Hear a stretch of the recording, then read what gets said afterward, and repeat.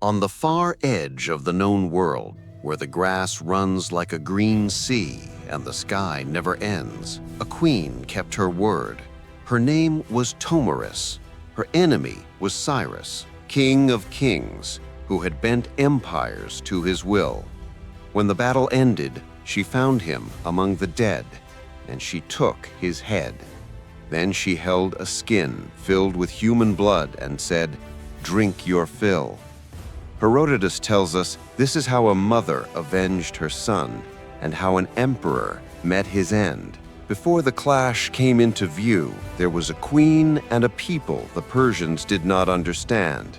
The Massagetae, nomads of the great steppe, kin to the Scythians, riders who lived where cities could not.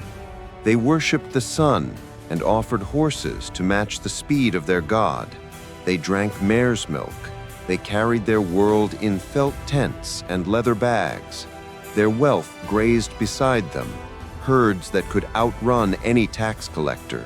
And their ruler was a widow, Tomyris, who held her confederation together not with walls, but with promises kept and enemies answered.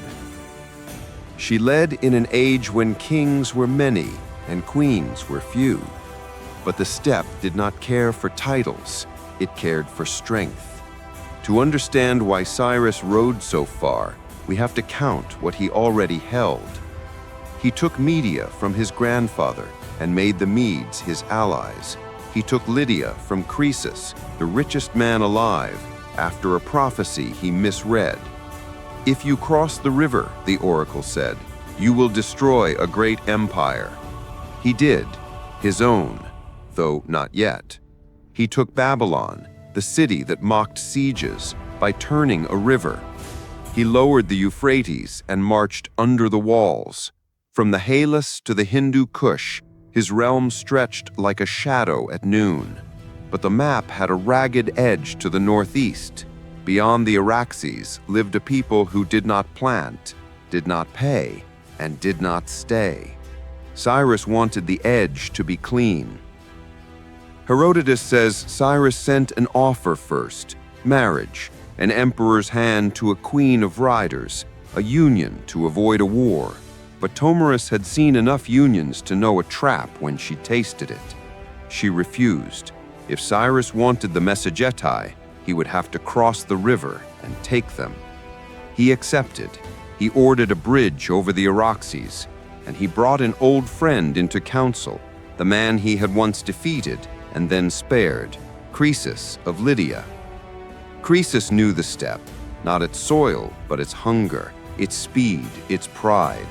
He told Cyrus not to chase wind across endless grass. He told him to bait it, leave a camp in enemy land, stocked with food the steppe had never known in such abundance, and wine.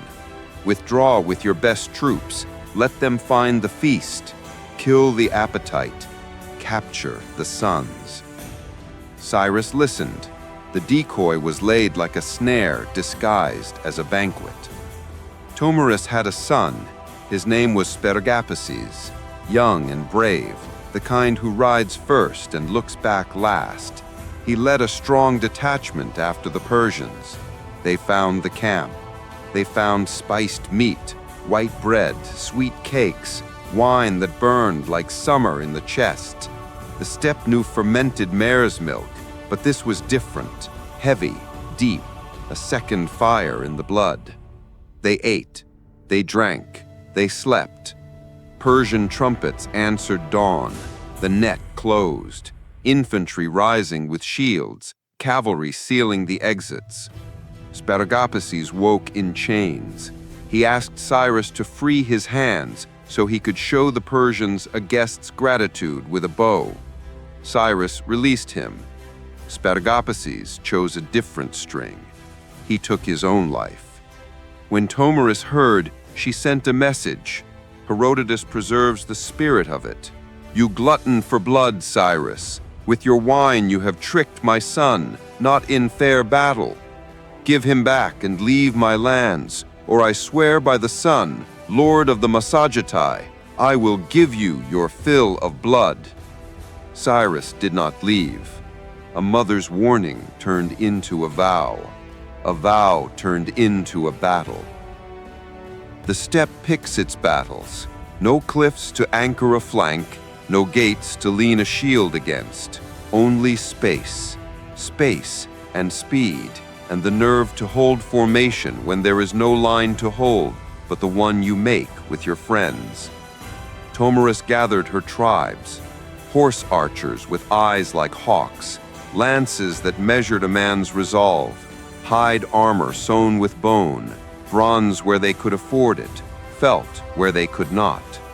Cyrus drew up Persians and allies, infantry in ranks, archers behind, cavalry on the wings. Standards lifted with a lion's pride. He was not a careless general, but he had crossed a river, killed a prince, and called down a mother's oath. The grass waited. Who charged first? Herodotus does not say. He says only that when the lines met, they met like storms. Arrows stitched the air. Hooves struck earth in a drum roll older than the Achaemenids. Persian spearmen braced, wood groaning, bronze winking in the sun. The Massagetae rode past the tips and sent black-fletched messengers into the gaps, then turned, then rode again. Steppe war is a lesson in patience and in nerve. The urge is always to chase. The discipline is to hold. Cyrus held until he didn't. His cavalry went forward to break their wheel, and the wheel broke them. The line sagged, then it tore. What begins as a gap becomes a gully.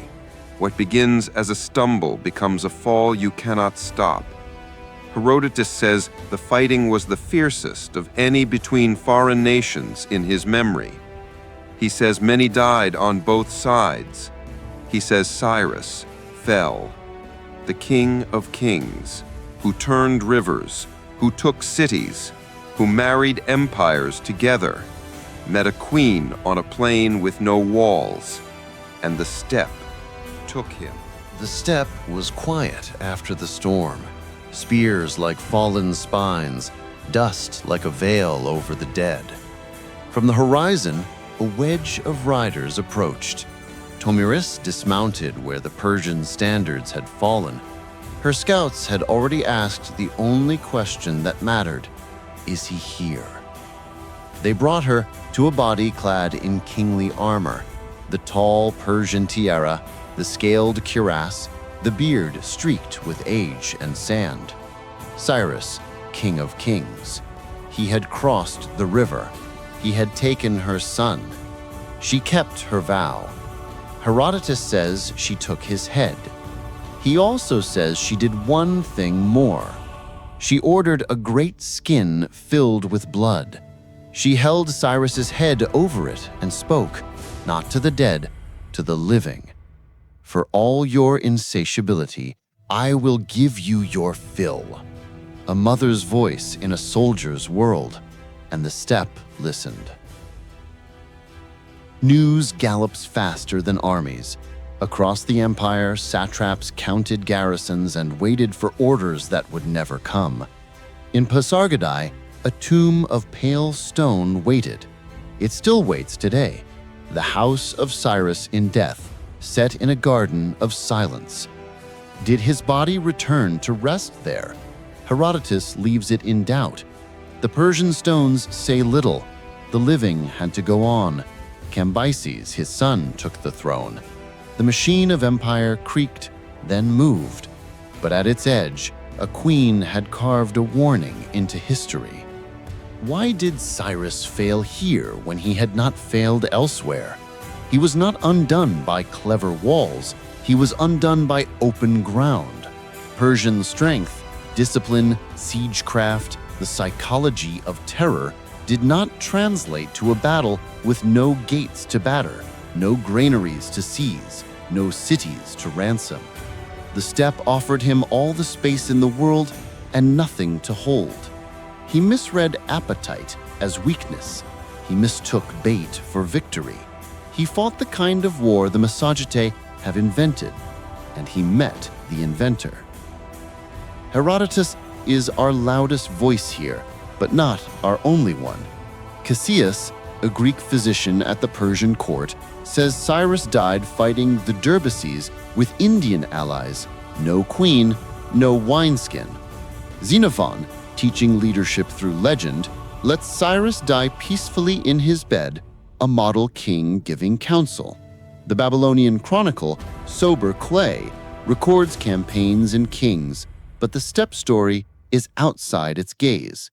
Archaeology gives us a tomb fit for a founder, not a battlefield map.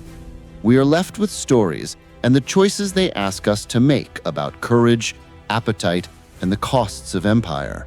Who were the Massagetae? Herodotus calls them kin to the Scythians. He tells us they worshipped the sun and gave it horses, the fastest thing to the fastest god.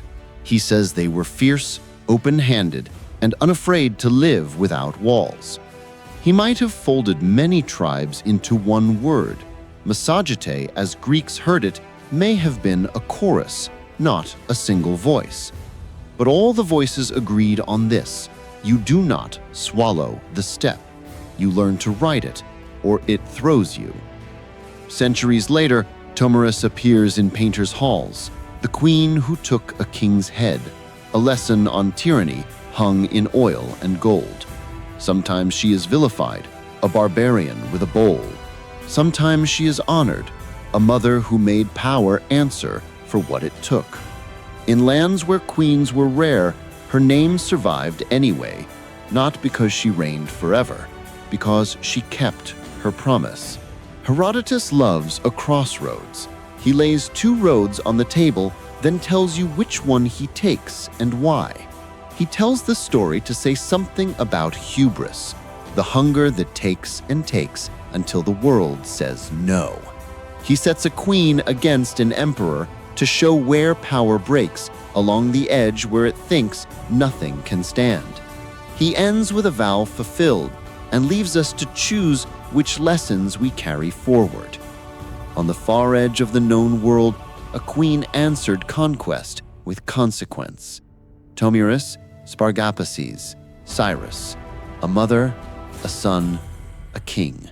A promise made on the open grass, a promise kept. If you want the wars that shaped this moment, the river that betrayed Babylon, the richest man who wasn't the happiest, the pass that swallowed 300, ride with us.